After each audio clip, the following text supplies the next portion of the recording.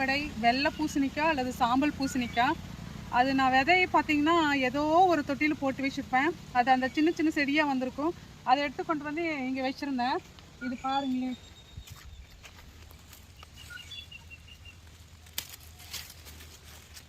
இந்த மாதிரி வெள்ளை கலரில் இந்த சாம்பல் படிஞ்சதுக்கு அப்புறம் தான் நம்ம கட் பண்ணணும். அந்த மற்றதுலாம் பார்த்தீங்கன்னா பச்சை கலரில் தான் இருக்கும். இப்படி நல்லா சாம்பல் படிஞ்சிருக்கு. இப்படி தொட்டோம்னா கையில் சாம்பல் ஒட்டுதுங்களா, இதுதான் முத்திடுச்சுங்கிறதுக்கான அறிகுறி. இன்னும் 2 காய் இருக்குது, அது இன்னும் பச்சை கலரில் இருக்குது.